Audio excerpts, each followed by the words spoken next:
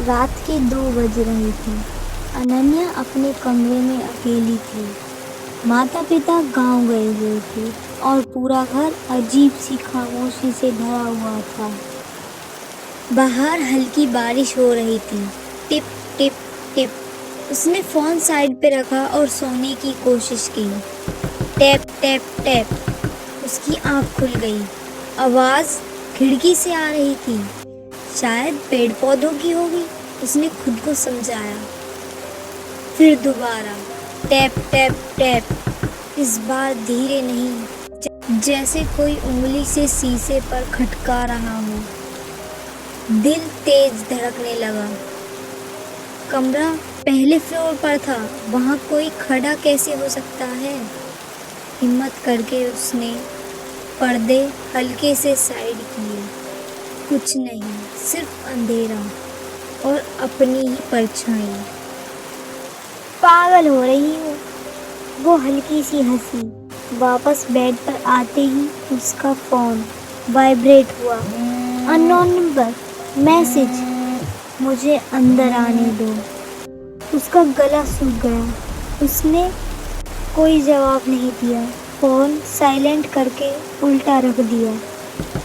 फिर tap tap, इस बार जोर से।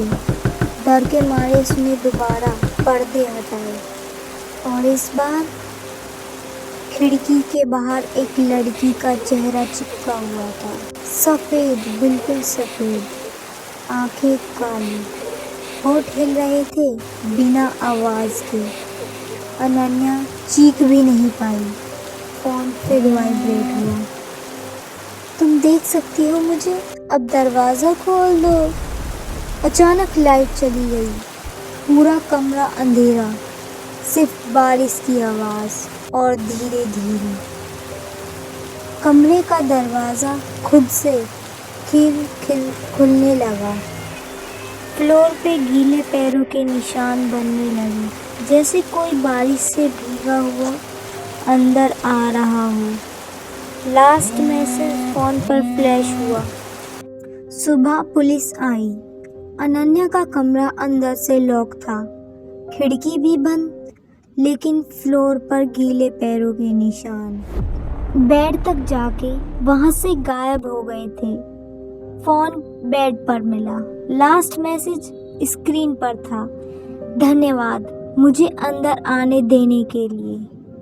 पुलिस ने केस को मिसिंग पर्सन बोलकर बंद कर दिया। कुछ हफ्तों बाद घर बंद हो गया। लोग कहने लगे वो घर ठीक नहीं है।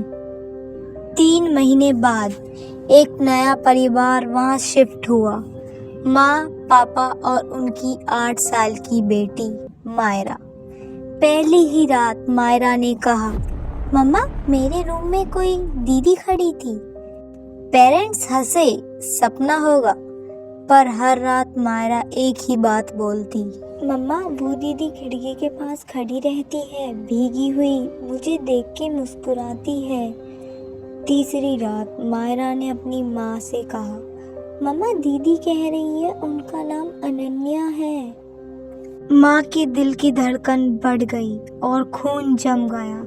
उन्होंने कभी मायरा को उस घर की पुरानी कहानी नहीं बताई थी। उस रात 2 बजे मायरा के रूम से हल्की टप टप की आवाज आई। इस बार विंडो पे बाहर से नहीं, अंदर की तरफ से, जैसे कोई कमरे के अंदर से शीशे पर नॉक कर रहा हो। माँ दौड़ी हुई आई। कमरे का दरवाजा खुला। मायरा बेड पर बैठी थी, किसी से बात कर रही थी और अपनी माँ को देखकर कहती है, मम्मा दीदी बोल रही हैं उनको अब अंधेरा पसंद नहीं, वो मेरे साथ सोना चाहती हैं। कमरे का तापमान बर्फ जैसा ठंडा हो गया। शीशे में माँ को सिर्फ मायरा नहीं दिखी, उसके पीछे एक और लड़की खड़ी थी, भीगी हुई, सफेद चेहरा, काली आंखें। वही फोन टेबल पर पड़ा था। स्क्रीन अपने आप ऑन हुई। अननोन नंबर, अब मैं अकेली नहीं हूँ। लाइट ब्लिंक हुई। माँ ने मायरा को पकड़ के बाहर भगाना चाहा, लेकिन मायरा ने धीरे से कहा, मम्मा रुक जाओ, दीदी बोल रही है आपको भी देखना है खिड़की से। और फिर टैप टैप टैप। इस बार पूरे घर की हर खिड़की से आवाज आने लगी, एक साथ, जैसे बाहर नहीं, घर के अंदर से कोई बाहर निकलना चाहता हो। मायरा की माँ ने उसे जोर से पकड़ा और नीचे की तरफ भागी, लेकिन नीचे पहुंचते ही दरवाजा गायब था।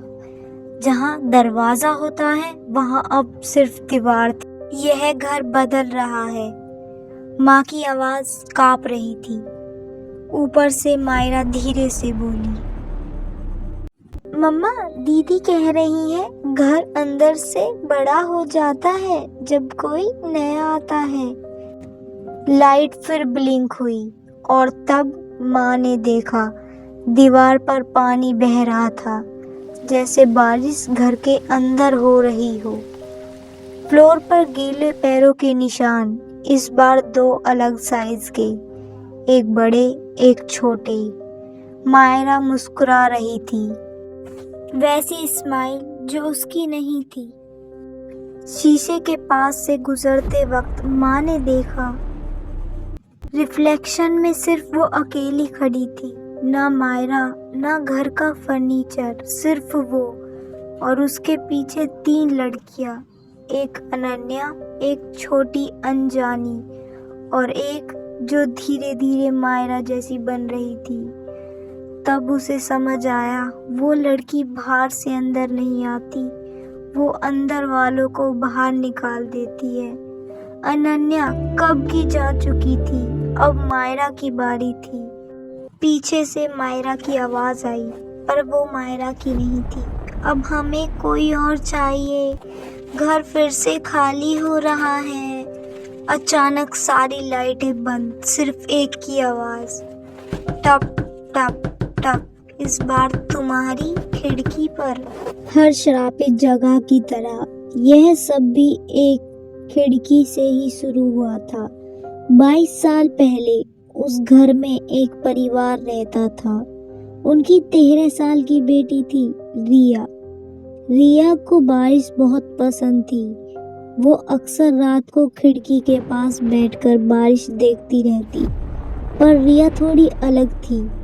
वो अक्सर कहती, खिड़की के बाहर कोई मुझे देख रहा होता है, पर वो दिखाई नहीं देता। माता पिता समझते थे इमेजिनेशन है। एक रात तेज तूफान था, बिजली गरज, रोज की बारिश। रिया अपने रूम में थी। 2 बजे उसकी माँ पानी पीने उठी और उसने रिया के कमरे की लाइट ऑन देखी।